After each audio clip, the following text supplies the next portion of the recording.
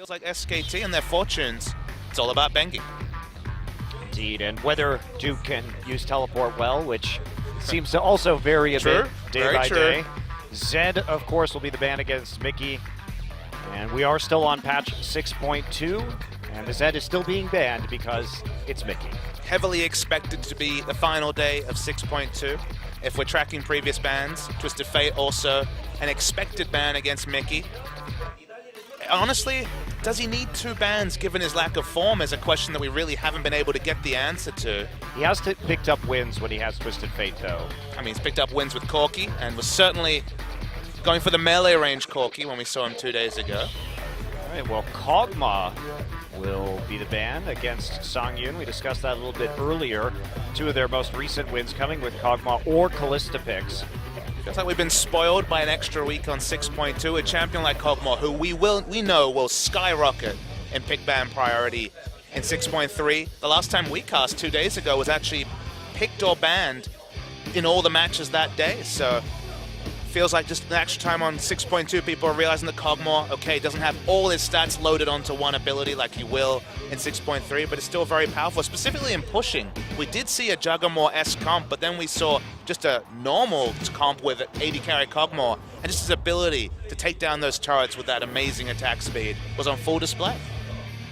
Certainly was. Afreeca here, going to ban the Lissandra. This will leave the Callista up, though. One would think that would be the priority here for SKT, but a lot left on the table. Of course, Corki not banned, and they may just opt for that instead. And Faker has been highly preferring that champion this season. It's still over a 20 KDA on Corki. I believe it went down marginally because he did die a few times in the victory over KT, but the result is that Songyun is going to pick up this Callista, and again, you're circumventing Bang's Callista, which of course is one of the most famous champion player combinations in League of Legends, but this duo in particular, which we saw played to such great effect in their last best of 3, is very powerful, and it's worth knowing that Songyun this season in a struggling team is 5-2 on Callista. Yeah, he is, and that's been their major threat. I think if there's one thing you don't hand over to this Afreeca team, of course the Zed has been that priority, but the Twisted Fate is up on red side still for Afreeca, so we could see that, but obviously Faker very confident in the Corki matchup. And it's Bengi on Graves. Once again. I watched this at home and smiled to see the warding Graves, the ward deletion Graves, but we got a little bit ahead of ourselves actually. Lulu is picked, so likely that Corki will be headed over to Bang instead. Interesting. That's moving Faker away from, again, the champions look most impressive on, but let's see where the draft goes for Afreeca. Maybe we will see a counter pick potential for SKT, but only the bot lane locked in. Are we going to see the last pick left for Mickey and just the comfort for Ixu? Because Poppy, again, there are some matchups that she struggles in. The Trundle matchup's decent into her. The Rammus matchup is one that KT's been piloting a lot, but again, very, very safe all in all. I wonder what the reaction here from Duke will be. A lot of possible champions have already been removed. Alistair, we didn't even talk about that, but wow, man, he fell way further down the draft than we typically see. But, you know, you see that Corki first, Papa Smithy, and the Braum is a reaction to that. You want to take away the poke compositions. It will be Gangplank up top from Duke and a lot of power picks. I mean, that is an incredible draft from SK Telecom in terms of power picks across the board. Getting GP and Alistair in your 3rd round of the draft on blue side. I mean, GP, Alistair, Corki, Lulu, as accepting Graves, that of course is a very respected pick. The other 4 are staples of any 1st or 2nd round draft normally, but you look over to Afreeca's lineup, it's not like they're struggling for power themselves. We talked about how strong they looked on Callista Braum. Mickey has had a lot of bans on the Twisted Fate leveraged at him, and Poppy is a champion that Ixu's looked good on. So it's not like I would say they're completely struggling for riches on the red side. It's just SKT have kind of picked power all in all. Yeah, they have, and that Lulu is going to set up so much with that Alistair in the front line around all these carries. Twisted Fate will be locked in for Mickey. He gets his hands on it once again, and these are some big power picks here for the Afreeca Freecs, but the question for TF is who exactly is he going to be ganking in this lane? With Lulu, he'll have trouble even finding an opportunity to get out of lane, and then Gangplank at the top side with that E, able to get out of the gold cards. And in the bottom, Valk and all the disengage, plus the post-6 Alistair, going to be really hard for a TF to deal with. But that said, if he ever does get out of lane, there's great lanes to gank for. There's CC in the lanes. There's a very high-pressure jungler. The jungle matchup might actually be pretty telling here. Standard-wise, we're expecting to see Nidalee in the face of Graves. She has the dueling advantage, if not the clearing advantage, but I think it's going to be a pressure game. And if we see a lane swap, one thing we remember from the Afreeca series, these guys love to send both their bottom lane, the complete bottom lane, into invade. And with the Braum passive and Kalista, we could see some really aggressive invades that if SKT were watching those VODs from 2 days ago, they need to play around in the early game. Yeah, everybody now trying to punish the weak side jungle start, the greedy start in the lane swap that was dominating play here in Korea for a while, and all of a sudden this week it's everybody invading, trying to stop that, seeing if they can pick up some sort of advantage. And as we take a look at these lineups, I'm a bit surprised because SK Telecom has made banning Nidalee such a priority in their last few best of threes, and they let it through tonight in favor of banning out that Kog'Maw. So a bit different here from SK Telecom, but we're going to get into game one right now.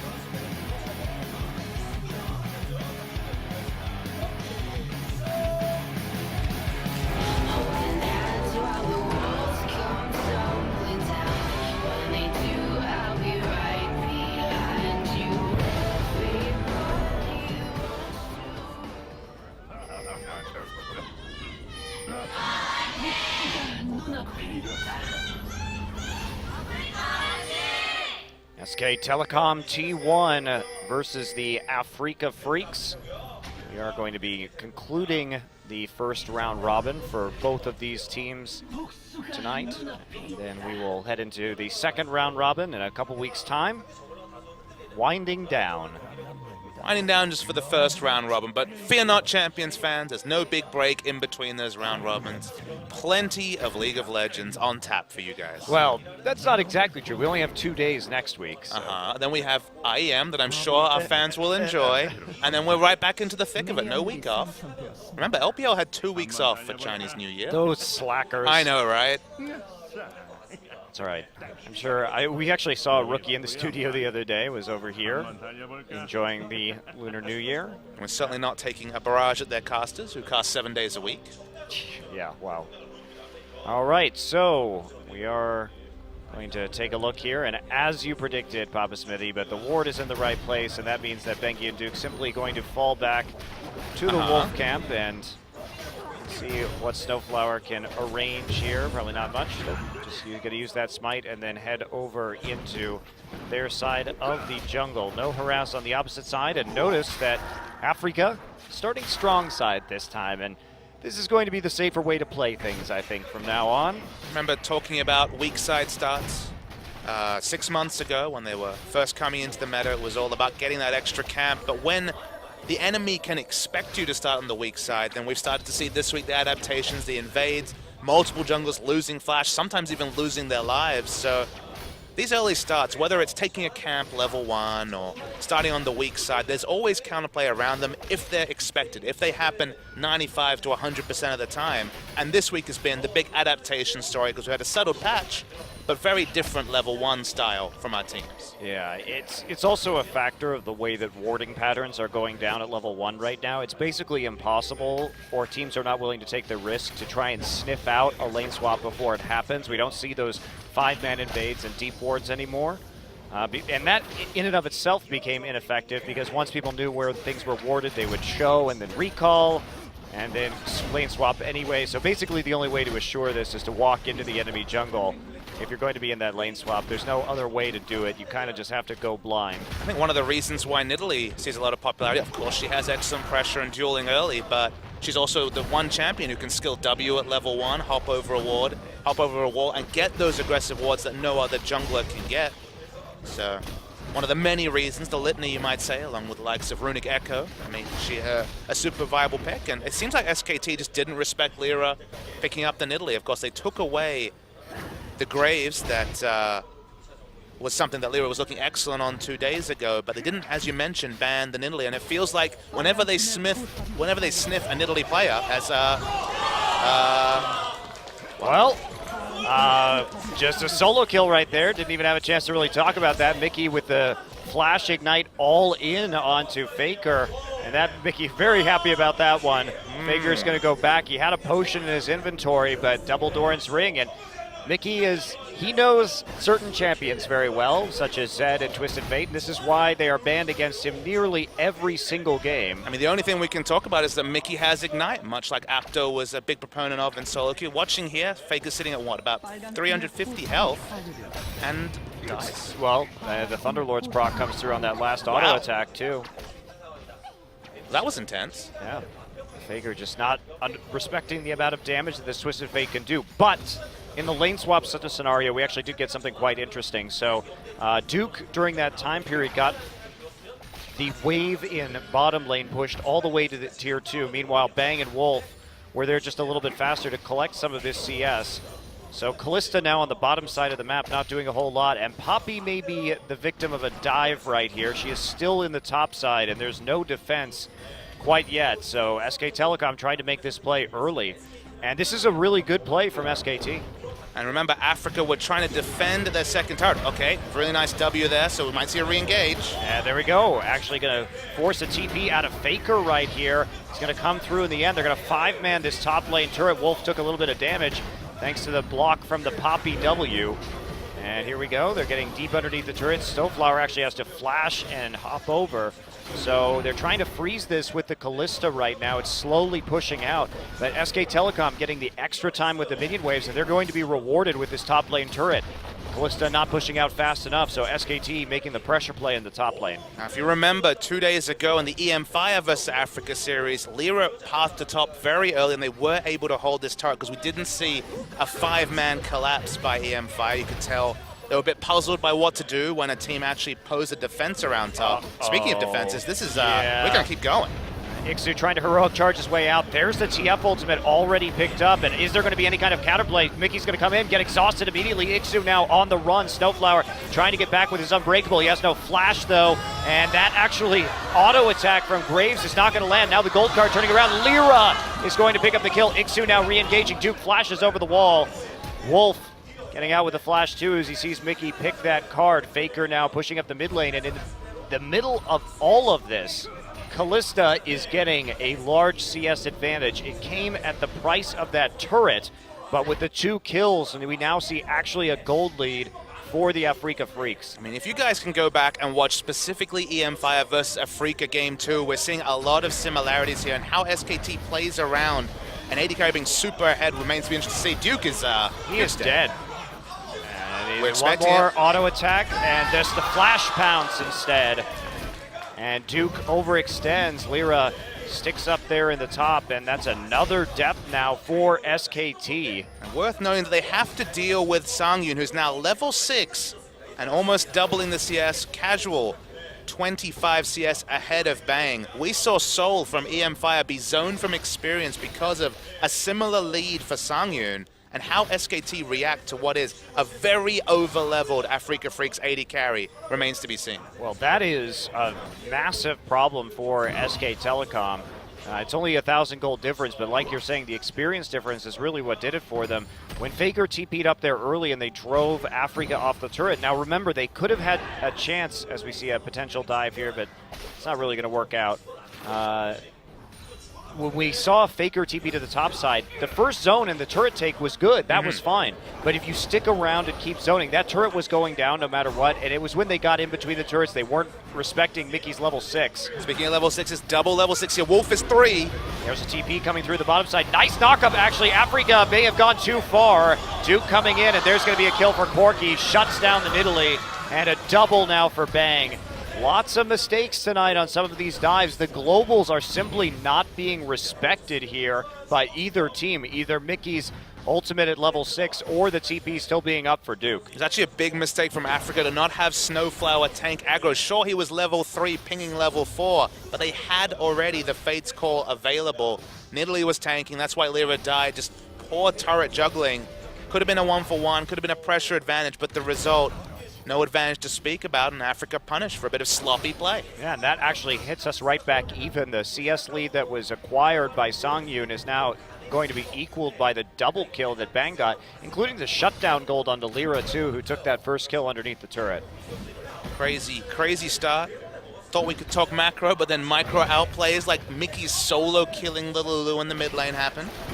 Well, it's been an interesting macro game in the way that these teams have responded. Not perfect by any means from either side. SKT biting off a little more than they could chew in top lane, and Afreeca doing the same on the bottom side of the map. Coming back to the summoner spell choice, I outlined it briefly, but it's an excellent video, subtitle video from Apto about Twisted Fate mid play. He is very big proponent of Ignite just for securing those first Destiny ganks. You talked about the fact that a lot of downside. Lulu, of course, can push up the Twisted Fate if he ever leaves lane. You have to make them count. And when you've got Ignite, you definitely have the most tools to make a successful gank happen. Well, solo killing Faker is a nice way to start the game, but true. The advantage has dwindled and headed back over towards SKT, but here we go. Ixu going to come in for the TP, and there is the other part of the gank with Mickey. Bang just trying to loop around the side, get under his turret. He's going to get hit by a red card, dodge one, but he is going to be dead. Poppy ultimate knocks him up, and there we go, actually. He gets away, and the fadeaway spear. Couldn't dodge that one. Looks like he was paying attention to whether Ixu was going to die in the GP ult and not looking at his model, because that was a very dodgeable spear. And Mickey going for the damage red card, not the full damage of the blue, and it's just a mistake. Should have been a gold card there. That's what led to what should have been safety for Bang, but as you mentioned, bit too cute on the exit, dies as well. Really sloppy start. There's 8 kills in this game. We've seen 8 kills at 40 minutes, but we've got 8 kills in the first 10. Yeah. Well, Afreeca just trying to play aggressively right now, and Mickey has made these ganks work. He's already been a part of 4 kills so far this game. Lyra is now 5-1 after that last spear. But yes, Bang definitely was not looking at Corki at that point in time, because that was a very long and very dodgeable spear on his behalf. He was paying attention to the GP ult. Let's talk about... And that's a major trap. You never pay attention to your team's GP ult, Pop Smithy. Especially if you're playing Gangplank in the top lane, don't you dare look and see what happens when you cast it. Chuck it down in the right spot and hope for the best. Yep. I know I just watched the kill information, just wait for my picture to show up. I'm like, there it is. Yep, got it that time. All right, being distracted by things on the other side of the map can certainly be a high cost. But one thing I wanted to mention, when you do see the Ignite TF, remember they're against double teleport on the side of SKT. When you do see the Poppy versus Gangplank matchup, there's definitely a time in this game where SKT, I think, are going to power ahead in terms of 5v5, going to power ahead in terms of team comps. So you have to make use of things like this Ignite. If you go teleport Twisted Fate, I think you have more room to make some areas have a quieter early game. But if you go that Ignite, the snowball needs to start early, and credit to Mickey, he's done that. Well, has he done enough, though?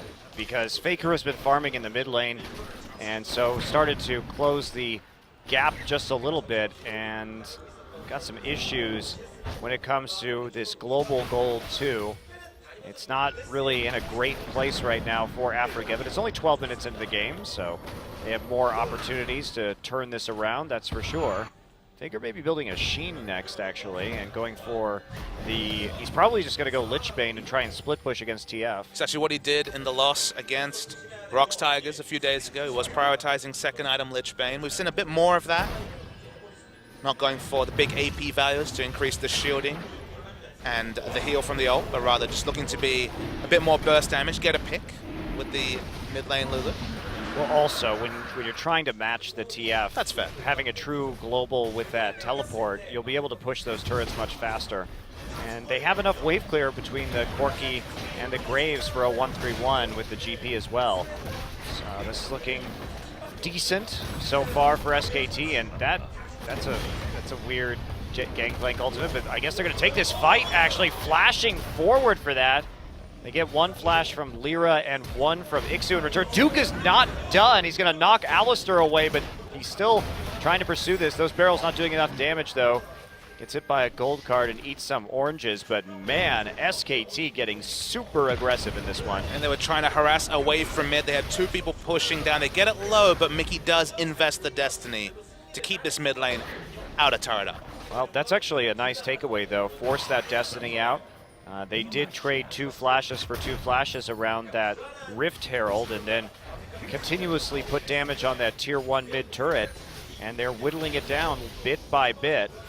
And now Mickey doesn't have that Destiny for a gank, so they'll feel much safer pushing forward on the map. And kind of the good thing I'm taking away from just the first 15 minutes or so here from SKT is this is certainly pressure being applied in the early game, something that was entirely absent in Game 1, something they corrected to some degree in Game 2 before being snowballed away, particularly by Captain Jack's Callista. But they are applying enough pressure, and the moment that Flash Ignite Twisted Fate has to use Destiny defensively in the early game, you're relieving just so much pressure from your lanes and from just the jungle matchup as well. Yeah, speaking of the jungle matchup, Lyra will be heading in to the side of the jungle that they control, topside right now, and taking away the blue buff. Didn't even take into account, look at this, he's snowballing out of control. 5-1 already is Lyra. Yeah. Means you can go for the Rod of Ages, which between that and the Strength of the Ages mastery, going to be able to scrap in melee range just that bit more. Still going to be a bit dangerous though versus this Graves. Faker now back in the mid lane. Took a look over in the enemy jungle on the bottom side, but not finding a blue buff. Mickey now close to getting the Destiny back available once more, and able to try and make another gank here. Faker has the Sheen, so we'll be working on that Lich Bane. Mickey with the Lich Bane first. He is very scary when it comes to ganks, and split pushing already. Lich Bane and Ignite will be a nice little burst combo. Already saw Faker not respect the burst from Thunderlord's Ignite, and now we're talking about sheer burst. When he does port in, going to be just more burst damage than you can respect. So going to have to be very defensive playing around the Destiny, and that's why if we do see Afreeca pushing up some green wards, the pick potential will be pretty crazy. So that's why you can see plenty of defensive pinks coming down for SKT. They really do respect the pick pressure from Twisted Fate. Yes, they do. GP here. Duke has not been pushing out too far. He's been farming just to a point south of the river and then recalling every time. He does have a few wards, but not enough advanced information on the top side of the map. A lot of defensive pinks down already for Afreeca. They're trying to prevent this split push from going too far forward. Same thing with SK Telecom. Each team playing pretty conservatively right now when it comes to the vision game. The big item pickups to talk about. Bang does have this early duel of item. It is a very early Rod of Ages, Runeglaive, and upgraded boots from Lyra. He's definitely the big benefactor of the early game. Gonna be pretty massive. We're talking about 26 minutes when we will see fully stacked Rod of Ages. And the team fights. I mean, we saw Duke on Gangplank get a pretty good CS lead going in that series against Longzhu. Certainly wasn't one of those emaciated Gangplanks that were well held, but got womboed quite a lot. And speaking of wombo, yeah, gonna knock up there with the Glacial Fissure. Faker already has wild growth himself. He's under the turret, but Mickey is gonna show up too. A little bit late right there, but they do successfully gank. That's gonna provide some opportunities for Duke just to push into the top tier 2. They're gonna lose their mid turret out of this with Bang already there alongside Bengi and Wolf in the mid lane. Songyun gonna do some work, but he won't be able to get through this turret. There's no dragon to take either. Trying to save their mid, but that's not gonna work too terribly well. They're still zoned out, and Wolf has to use his ultimate, and looks like they may just barely save that mid lane turret. Wow, nice defense there from Afreeca. One of the reasons why I used the word wombo is that, remember, the only reason that Longzhu won Game 1 was a wombo 4-man knockup right at the last to keep up their nexus and then a rush down mid. Felt like SKT weren't playing around those wombo engages particularly well. The one thing about Callista Braum is that if you take one of those knockups, you're going to be knocked up a second time, much like Alistair, very quickly. Yeah. Not much you can do about that crowd control. So, Duke did some work on the top lane, and at the end of that, it was just a kill. Afreeca get another kill right there. It is onto Lyra again, which is a bit unfortunate. At this point, maybe diminishing returns very much being hit. Okay, the Snowball Rod of Ages feels good, but it feels like any item pickup for an Italy after that doesn't have to be on the same sort of timer. Just thinking about Wombo, remember they've got Poppy as well, so we could see some impressive, if Songyun keeps up the farm, remember only 0-0 and 2, but doing just fine. There could be some really big Callista Ren sets here if we do see the triple knockup that is potential from the Afreeca lineup.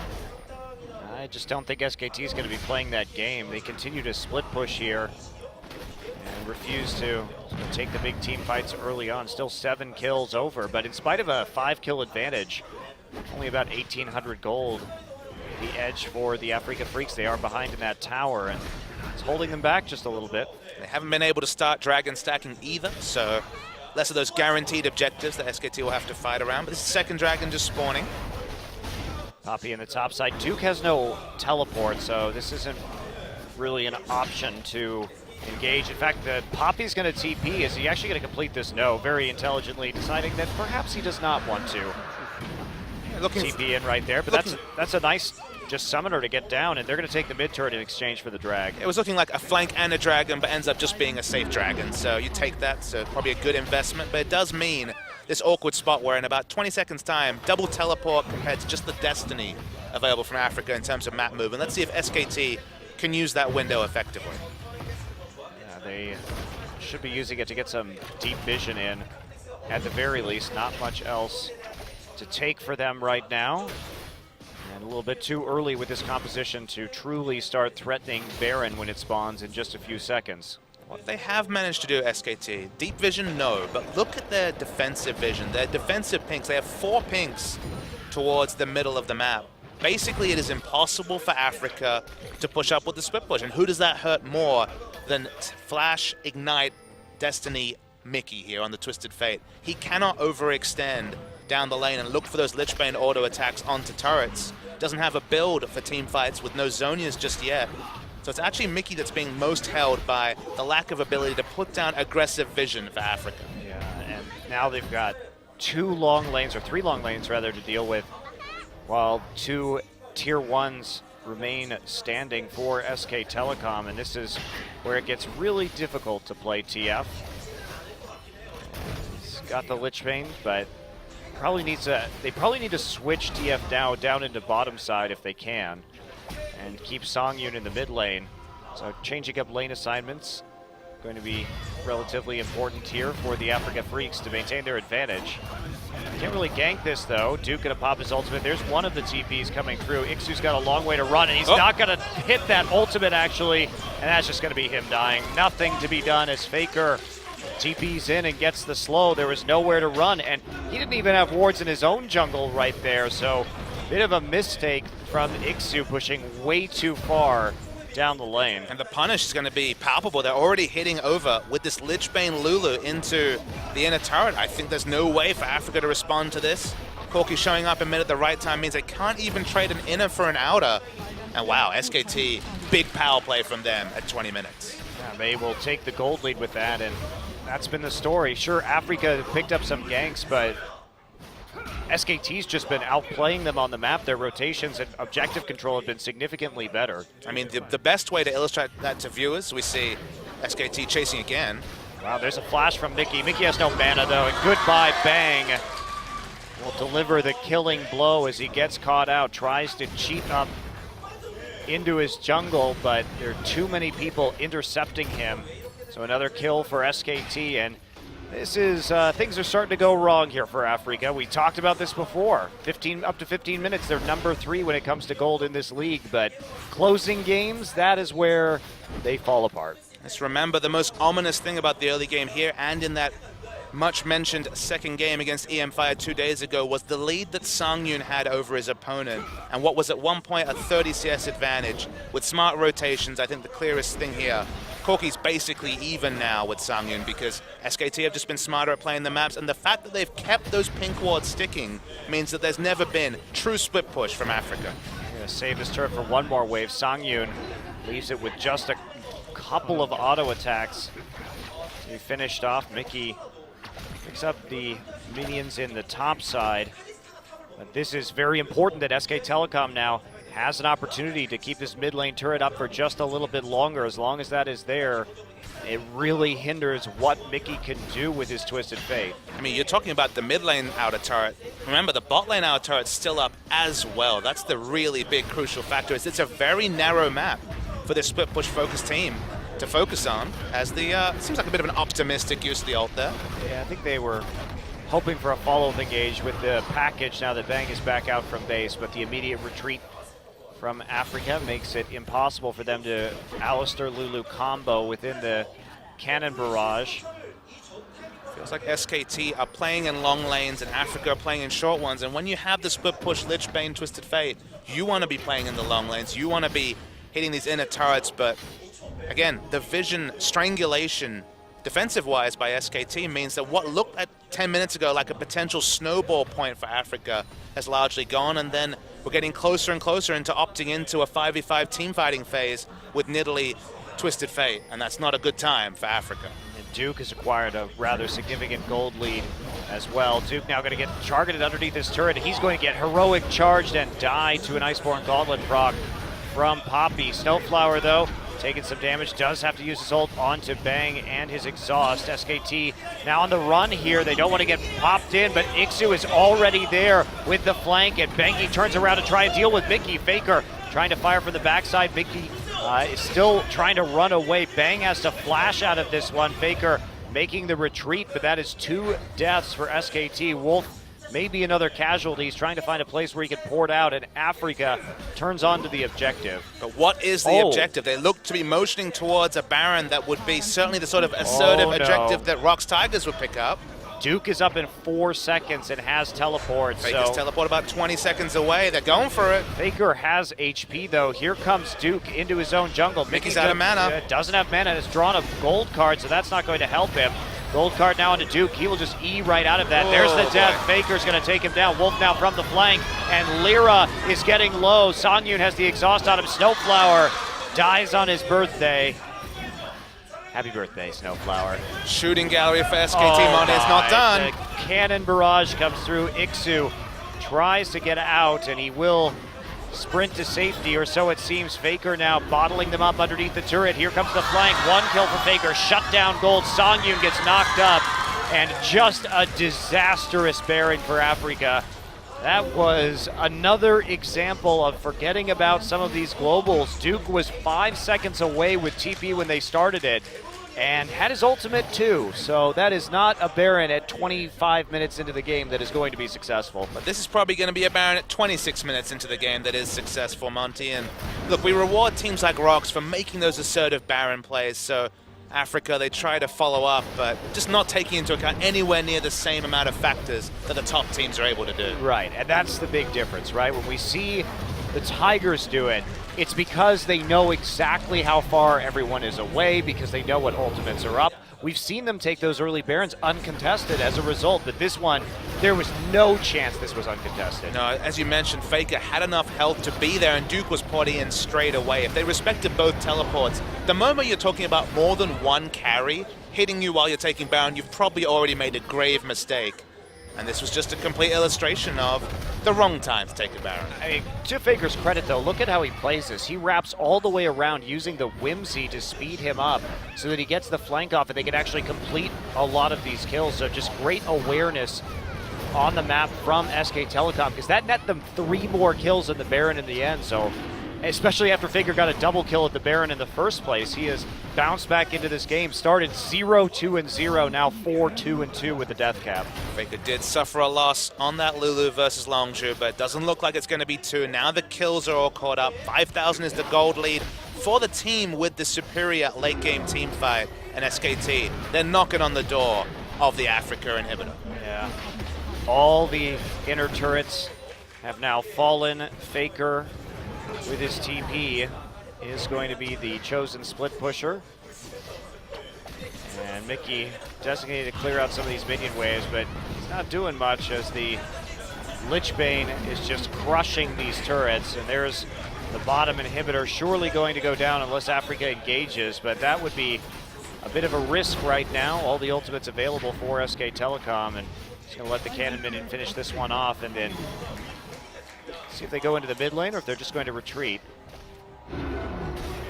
Bengi, we haven't really talked about him much this game. Honestly, it's been largely a non-factor, less than 50% kill participation, not a great score on paper either, but the thing about the Graves is that he has team fighting as a backup and Udyr does not. You kind of feel that SKT, they're playing the pressure game, they're playing the game the right way. Bengi's been maybe not a net positive, but certainly not been a detractor, and they look so much more comfortable this time out on the Rift. Yeah. Oh, knockback right there. Duke with a nice dodge on the spear. Ixu tries to come in, doesn't end up stunning anybody. And Bang now starting to use that massive Corky poke to really punish. And there we go! Bengi makes his presence known with the collateral damage for the first kill onto Snowflower. Happy birthday, Snowflower. Happy birthday, Snowflower. Another inhibitor will fall. SK Telecom has a lot of money in their pockets. They need to go spend it and make sure they can close out this game. Looking very, very likely. This has been a return to the SKT of form, the SKT of yore, the SKT that we've seen in fits and spurts, but certainly with no reliability in 2016. Besides that mistake on overplaying in the top lane in the beginning, SK Telecom has just looked very much in control. Even when they have members dying, they've controlled the pace and the tempo of this game. They forced out some very nice destinies from Mickey so that he can't make plays on the map. And they've just been 100% in control ever since that failed dive. So. It is worth noting that for a team like SKT, their early mistakes this game were pretty glaring. We're talking about solo killing the Lulu in the mid lane. We're talking about a second bad rotation. You can't make two mistakes of that magnitude against top teams. And Afreeca, they punished them well for 10 minutes, but as you mentioned, SKT really brought it back after that. Yeah, they have done what has been necessary to continue to apply the pressure and just snowball off of turrets, basically. Package used just to retreat there as Ixu motion forward. Bang still attempting to get some damage here, but these turrets just melt against a Trinity Force Corky and a Lichbane Lulu. I mean, there's two Trinity Forces and a Lichbane on the side of SKT, and they have two inhibitors down, so it's a matter of time until we see this top inhibitor fall. It's basically one Lichbane auto away. Yeah, super minions in the base already for the Afreeca Freecs. They have to mine those, and there we go. There's the initiation just flashing in with the Poppy ultimate. Wolf now zoning in that front line, and he's just going to move out, and they will corral Poppy, get her out of the turret with a headbutt, and then pick up the kill. Still have to worry about these super minions, which are encroaching onto the Nexus turrets. That's going to be it. The last inhibitor turret and the last inhibitor of this game will fall. And SKT, those 30-second death timers, still going to look to press their advantage and try and take this game. It's certainly been completely a macro performance to be happy from an SKT perspective. If anything, their micro's been a bit off this game, best embodied by the Lulu solo kill earlier, but while they don't have impressive scores individually, they've played the map just so much better than they did against Longzhu. And Afreeca have kind of been a bit boggled after making that big mistake early into the game. SKT will retreat, letting the three downed inhibitors do the work this time instead of taking a chance on the Nexus. Maybe they learned something from that Longzhu game, Papa Smithy, where they got the Nexus down to like 1200 HP and they couldn't finish the game. Oh boy, well I think we learned something about respawn timers and death timers. I think we already knew that. I feel like it echoed it quite. It was a great illustration of the problem though. Felt like relearning just for how stark they can be, how punishing it is to die around this mark and later in League of Legends right now. And I mean, the surprising thing to me though is you look at these CS numbers, Afreeca's comfortably ahead in Team CS over SKT. So SKT have played the map, but that doesn't mean they've got access to more creeps like you might see in other teams that really have played the map well. It's just really been decisive shot calling and turret taking rather than necessarily completely corralling Afreeca out of parts of the map. Yeah, 9-2 in terms of turrets. It's been quite a while since Afreeca took their second turret of the game, which was that mid lane tier 1. And now SK Telecom returning. They have the double super minions, and this should just be a methodical closure using that Lulu to chunk out Lyra. Fell over the wall, nearly the kill. Up there it goes. The burn in the end will finish him off. Snowflower trying to make the defense, but there's just too much damage. Fate's Call will yank him to safety, at least for the moment. He will get back down, but there's just too much damage piling in. Faker and Duke with a pair of kills, and now that Nexus is going to fall so quickly. It just gets chunked out by all the Sheens, and that is a win in 33 minutes for SKT. Maybe SKT fans had their heart racing right at the start, but quickly calmed down. This was a much more measured mid-game onwards performance from SK Telecom. They played the map very well. The turret score, remember, against a Lichbane Twisted Fate, against an accelerated Nidalee, they had complete map pressure from 10 minutes onwards and finish it out in style, 33 minutes in. Great recovery from some early game mistakes. They had that trouble in the mid lane where Faker was solo killed. They overcommitted to top, but they stayed cool. And even with Mickey picking up a lot of extra kills and Lyra getting quite far ahead, Afreeca just couldn't translate it into objectives. And every time they got a kill, it seemed like SKT would get a turret or some other, even just turret damage in response, and that added up to more gold in the end. And as you're saying, SKT stayed the course, they played to their win conditions, they took advantage of that extra teleport, and after those initial hurdles were navigated, it never looked like losing. And that's the problem with Ignite Twisted Fate, Papa Smithy. In a nutshell right there, you can get the kills, but if you can't TP back to your lane to defend your turrets right afterwards, you can end up with a net deficit. Well, I like it in solo queue. It's exploitable in competitive play, and on full display right here. Mickey did well, but we'll have to see if he can do better in the next game. Game 2 coming up.